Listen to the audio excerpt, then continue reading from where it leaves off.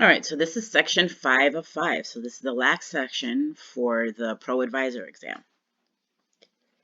The first thing we're going to start off with is tags. So QBO supports the use of tags. Those are customizable labels that let clients categorize and group transactions the way it suits their business needs. These customizable labels make it easy to track money without getting bogged down with classes, locations, and jobs. So here's a question. Which of these are customizable labels that clients can assign to transactions of their choice? Tags.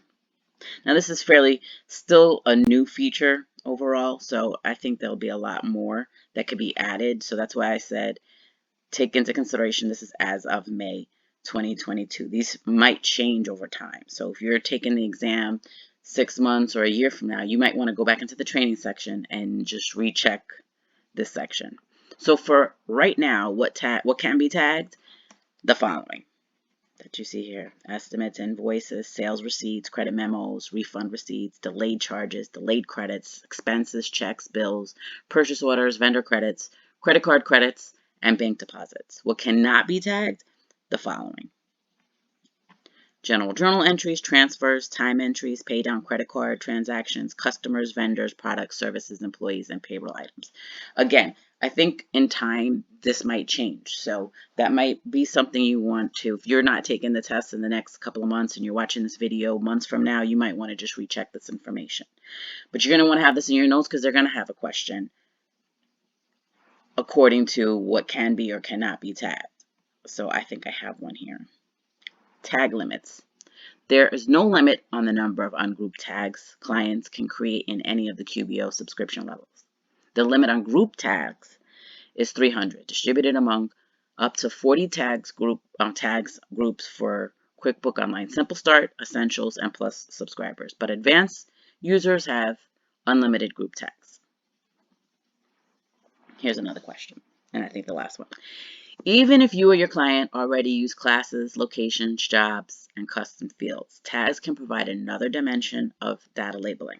Tags are available in all subscription levels of QBO, offering a cost-effective solution for many businesses. By default, all QBO online company files have tags turned on, but they can be turned off. Where would you go to disable this feature? So I will show you. You go to your gear icon, and then you go to accountant settings. Now, remember, we have company settings because we have a QBO account, but it's accountant settings for businesses. And then you're going to go to sales, and in the sales form content in the very bottom is tags. So you come over here to the pencil icon, and you would turn it off if you wanted that feature to be disabled. And I don't see another question, so I'm going to go back up here. I don't remember exactly which one what the question was, but I do remember a student submitting, and it was something along the lines of, which of the following can be tagged? And then you would have this list here in your notes, and you know what currently can be tagged. I think it was something like expenses and invoices. I'm not sure. All right. Reports. So the rest of this PowerPoint and the topics that we're going to cover are basically month end and year end. We're starting off with reports, then we go into a little bit of the accountant tools. I'm not going to display any of these.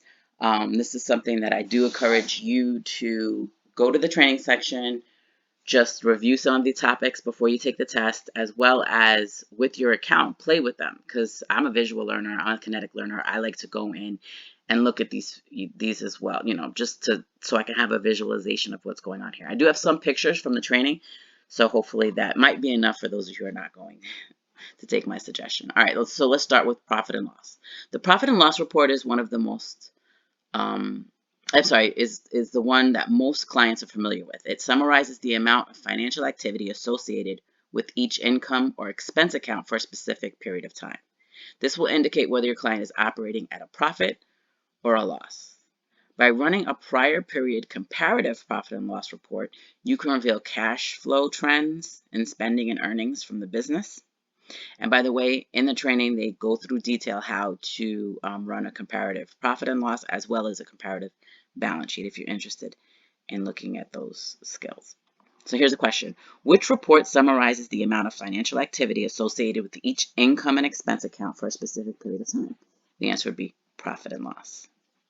As a part of your analysis of the profit and loss report, You'll want to run through some top-level questions with your client. You're looking for discrepancies or things that look out of place, such as income.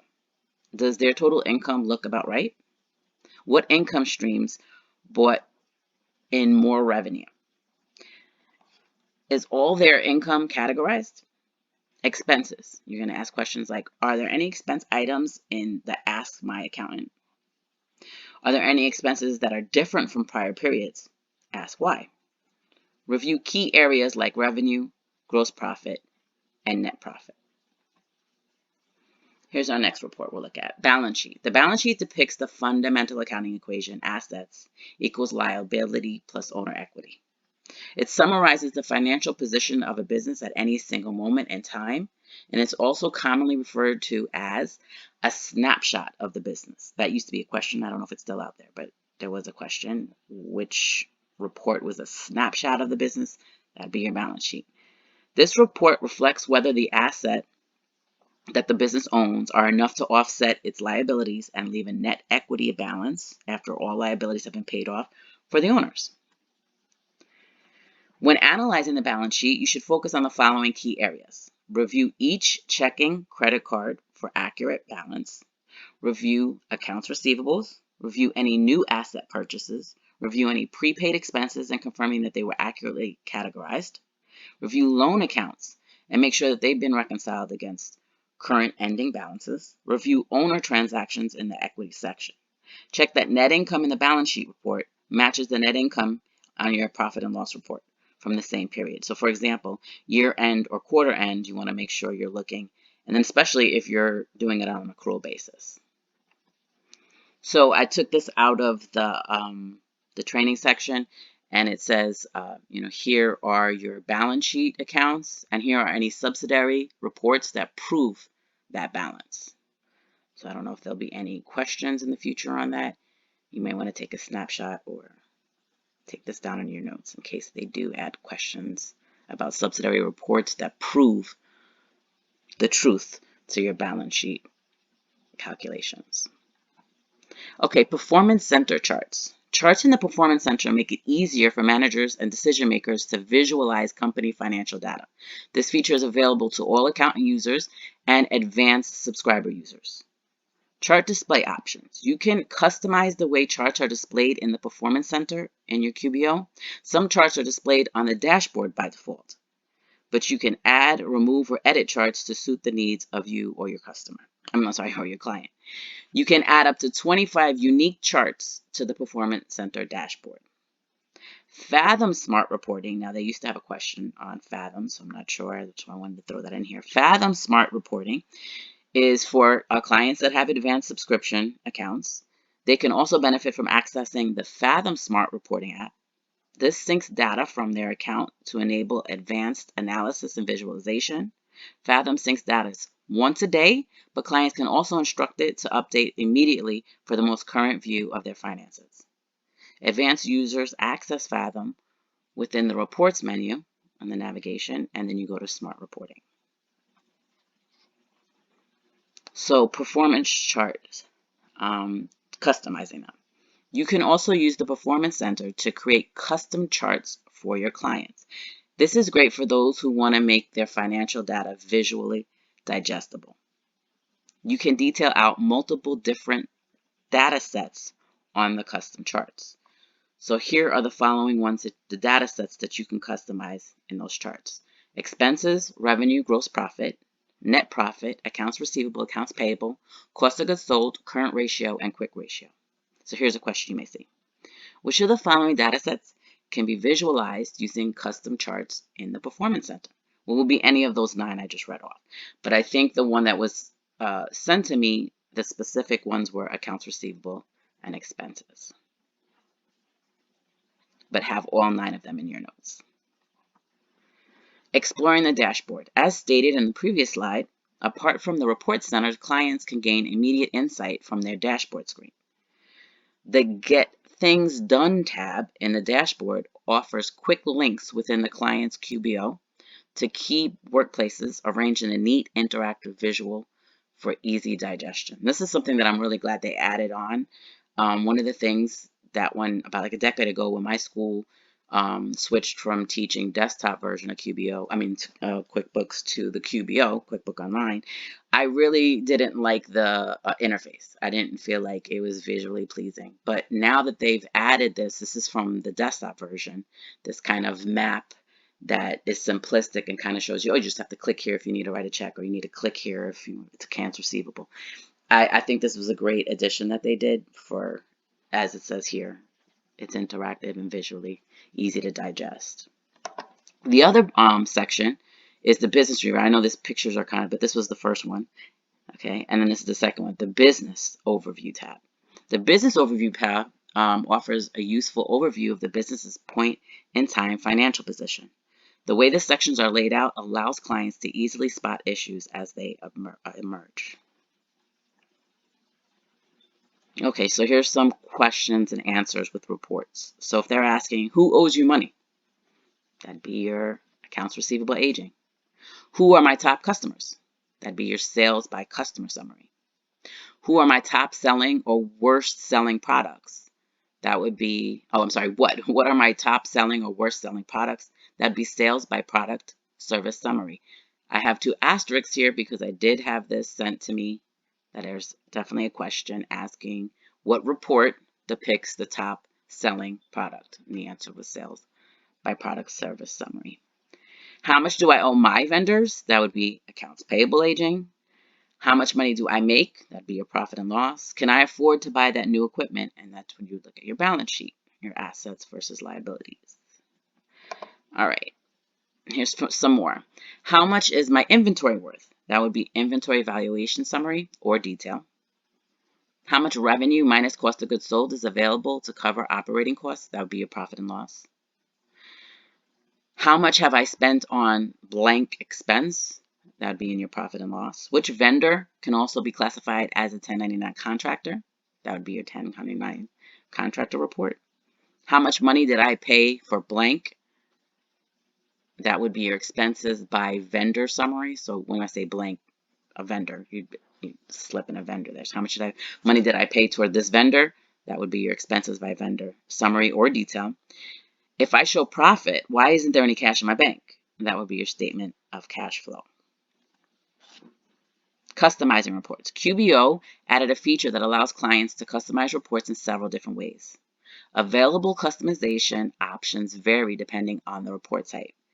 The following are the 5 main categories of customization options. You have general, rows, columns, aging, filter, and header footer. Note, you should explore these features on your own in the Reports tab, as well as watch the videos found in the training section on this topic. So I have here a snapshot, and here we went to our Reports tab in the navigation, and I brought up my profit and loss report. So let's see what we have here. The first thing I said here is if you look over here, for summary reports like this profit and loss report, you'd use the option to display data grouped in columns by the following different types. You can do period, customer, vendor, classes, locations, or product and services. Then over here, I believe this is one of the questions on the test, if you may come across it. Over here, you'll see a few links that you'd be able to click on. One of them is edit titles. So select edit titles to replace the default section titles used in all profit and loss and balance sheet reports. Now, when you bring this up, you'll always see this is the first one you would select if you wanted to customize or look at the option of customizing. So you would select the Customize button, and that will open a suite of options divided into different sections, and we'll look at that in the next slide. And then there are several customization options available within the header section of each report. So regardless of what report you go in, this section right here, this blue, light blue section, is where you would see this header section with whatever options you have for customization.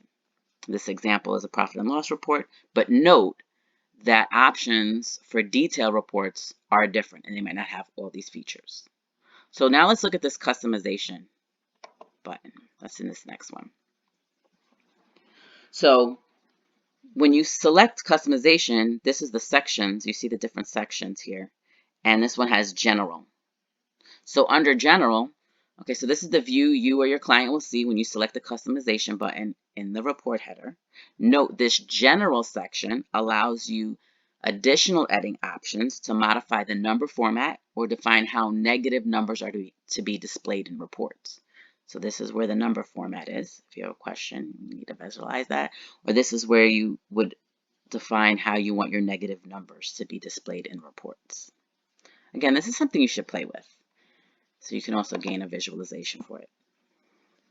All right, reports, customized options for header and footer. The header and footer section in the customized report tray allows you or your client to show a logo, change the company name, change the report title, show or hide the report period, add the date and time the report was prepared, show or hide the report basis, or change the header or footer alignment. Now, also as far as footer, and some of them you might have to add it as a note. And then a side note, if you remember, if you looked at my classes that I did, they don't have adjusting trial balance or post-close trial balance. So that's where you would change report title after you've done the adjustments or after you've closed. You would just bring up your trial balance and then change the report title and save accordingly. Management reports. Both ProAdvisor and clients can access the management reports feature in the QBO company, but the access differs.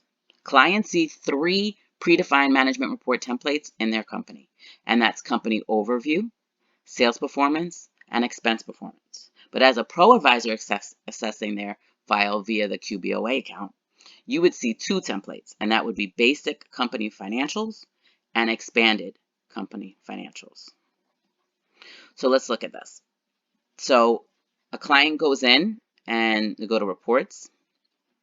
To start creating a management report, select the Management Report tab in the Report Center. So here we go. We clicked on this. I'm sorry, this is the accountant version. This is our QBO account. We select on Reports, and then we're going to select on the tab Management Reports. Because you cannot create a management report from scratch, you will need to start with an existing template and customize it. So therefore, it's best practice to copy an existing template first. So you'd come over here and you go on the drop down. So this is the first one, and I'd go down to copy. And then once now it's added to the list, you would then select edit. So now once they've made a copy over here, then I'd come down here and I would go to edit, which is the first choice. So I hope that makes sense. So you can't create one from scratch. You're just making a copy and then you're editing. And what they're saying in this step is you don't just go to edit, because once you edit, you've now changed your original one. Your original one is not saved there.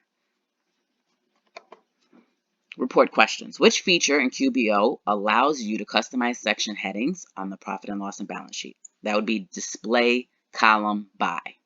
That was the one up there. I don't remember if you saw it, but that's where I was saying, you can, by the following categories, you can customize it. So it was the actual selection, and it was hard to see the picture. It was display column by.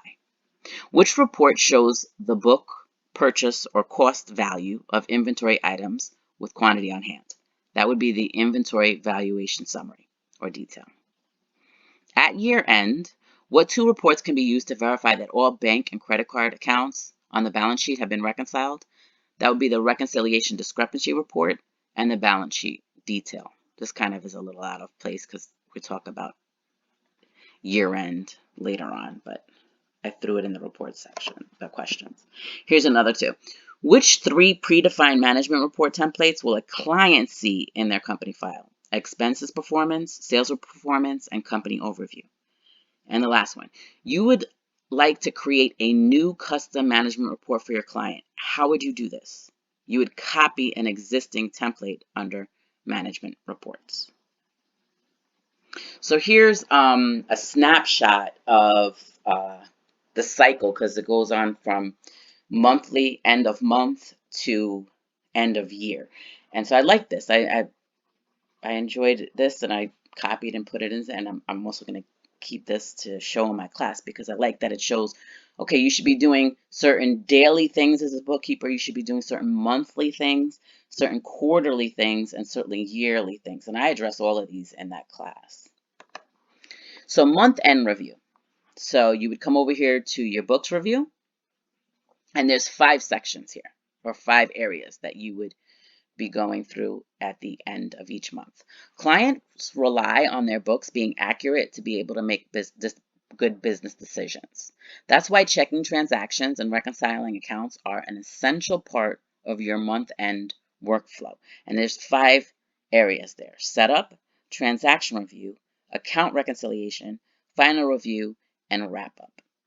And I have a side note. In the transaction review stage, you'll be looking for uncategorized transactions, transactions without payees, undeposited funds, and unapplied payments. They go into great detail in the training section on all of this. And I'm throwing a lot of information at you, but there's a lot that they go over in the training section in the ProAdvisor tab.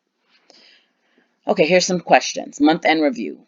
Which 2 tasks should be completed monthly as a part of the month-end review process? Resolving incomplete transactions and reconciling accounts. You can assign tasks to your fellow bookkeeper if you're working in a group setting. The status of each task will be updated in the month-end review tab. So what are the 3 status options? And I put the visualization of the icons here. It's to do, waiting, and done. See how they use the yellow kind of like, and then the green. I thought that was cool. The first stage of the month-end process is reviewing transactions and recognizing any possible issues. What are 2 open issues that you can view from the transaction review tab? Unapplied payments, undeposited funds. Now there are 2 other options, and I had them in an earlier slide just in case they ask it differently.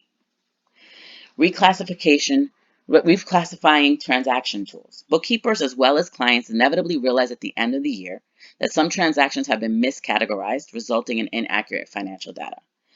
The reclassifying transaction tool in QBOA allows you to review the transaction activity from a given period and recategorize transactions from one account to another in one large batch edit. This is a great time-saving tool. So there are some limitations on what you can change using this feature. You can change the class and/or location for invoices, sales, receipts, checks, or bills with items, product or services on them. However, you cannot change the accounts. You can't change the payment account, meaning your bank or credit card, for expenses. And you cannot change the account or class for inventory adjustments, because those are connected to your inventory shrinkage and asset accounts. You can change the expense account for a billable expense, but not the income account for the related income transactions. And you can only manage your payroll transaction in your payroll menu, so no payroll. So here's some questions. Which accounting tool enables you to categorize a couple of transactions or a large batch of transactions in only a few clicks? And that would be your reclassifying transaction tool. Where would you go to review your client's expense account to see if any transactions have been miscategorized? In your reclassification transaction tool from your accountant's tool. So just to show you what we're talking about, you should know by now. Accountant's tool and then reclassification transactions. Reclassifying. All right. There are 2 limitations of the reclassifying transaction tools. Now, so these are the 2 that they singled out. I presented all of them to you here on this earlier slide, but these are the 2 from this specific question. You cannot change the account for inventory adjustments, and you cannot change the payment bank account when reclassifying expense transactions. Make sure you have all of those in your notes. In the reclassifying transaction screen, which 3 elements of a transaction can be classified? Well, the first thing they talk about is accounts or transaction type. So that would be for all account users. But then, plus and advanced, you have classes and locations. So the 3 elements that can be seen would be classes, locations, and accounts. The next tool we're going to look at is write-off invoices tool. With all businesses that extend credit, sometimes there are customers that don't settle their invoices. When invoices become uncollectible, you need to write them off. The write-off tool, found in the accountant tool, zeroes out the invoice's balance by adding the invoice's open amount to the discount field on the original invoice. It writes off balances to the original invoice and removes that accounts receivable balances, but it does not adjust for sales tax. So the write-off invoice tool should not be used for clients who report on an accrual basis or that use the sales tax feature. In this case, it's recommended to use the credit memo, which we addressed in an earlier video. So the credit memo would be for people who are using account on accrual basis or selling items using a sales tax feature. So here's some question. Which tool in the accountant tools helps you clean up uncollectible balances from customers? That'd be your write-off invoices. When can an account user use the write-off invoice tool? When a customer has outstanding invoices that will not be paid. And what are the correct steps to begin the write-off invoices process? Going to your account tools and then selecting write-off invoices. End of year procedures, so pre-closing.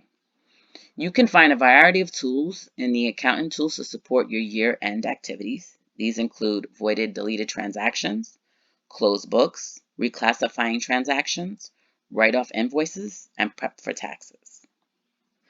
End of year procedures. So when we're dealing with employees, there was a question where they asked, well, what reports or what should be submitted for employees, and I put the two here in bold.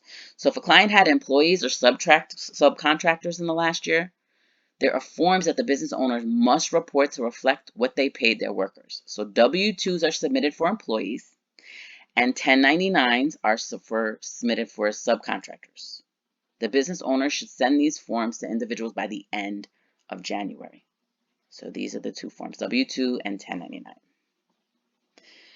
All right, here's another question they had on closing, mileage for automobiles. So they had a question, what specific information would you need, or does the IRS guidelines require that you have for your automobile to claim for mileage? That would be the vehicle type, the date placed in service, and the mileage.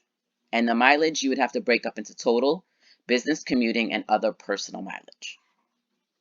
Because they'll ask you, do you use this vehicle for personal use as well? So you obviously have to be able to recognize what is for business and what is for personal use. Closing the books. When you or your client finish reviewing a financial period, you'll want to lock it to ensure no changes are made. Otherwise, problems can arise if transactions are added, deleted, or changed after the books are closed. QBO allows you to close your client's book at any frequency you or they prefer. Some people might do it on a monthly or quarterly basis, or many do it on small business, especially do it on a yearly basis. To help prevent changes once you close the books, you can set a closing date or even a password. Any changes made to the company file after you close the books will be logged, and you can run an exception to closing date report to see those changes. Before you can close the books, you need to reconcile all bank and credit card accounts, substantiate all balance sheet accounts, and review your profit and loss accounts. You're going to want to sit down with your clients and do that. They have detailed questions and steps in the training. The exceptions to the closing date. The exception to closing date report is an audit history of all changes to transactions dated before and including the closing date and made after the books were closed. For a client to be able to access it, they would go to the reports in the navigation pane on the left-hand side and go to My Accountant section. And then they would select Exception to Closing Date Report.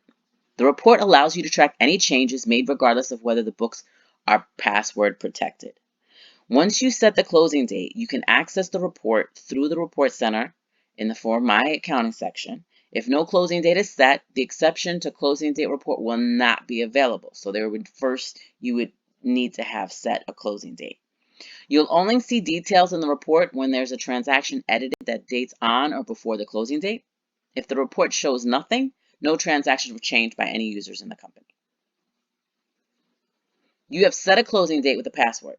Can your client make changes? And if so, how would you track any changes to the transactions within the closing period? Yes, but only if they knew the password, and changes are flagged in the exception to closing date report. Now, obviously, the reason why you would create a password is because you might have several users and you only want certain ones, management or admin to have the password. You don't want lower employees to, by mistake, edit data and mess up the book. So only certain people would be privy of the password. They put it in, it still would be flagged even if they put in the password. Which two options are benefits of using the closed book feature? It keeps track of any changes made after the closing date was set to closed period transactions, and it can prevent users from changing transactions in a closed period. How can you find the exceptions to closing date report? You go to reports and for my accountant. Last one. Why might an accountant user not see the exception to closing date report in a QBO account? Because a closing date has not been set for that company. So you would need to set the closing date to be able to see that report. So this ends section 5 of 5. I do have a few other videos that I have been working on that I want to get out there. I know a couple people have already sent me messages or asked about the advanced. I will be getting to that, but I want to do a few things before I move on to sticking with QBO. So please check out my videos that I'm going to be putting out. You might find them interesting. All right, good luck, and please, in the comments section, let me know how you did. Any questions that I might have, inadvertently forgot to put in there. And good luck.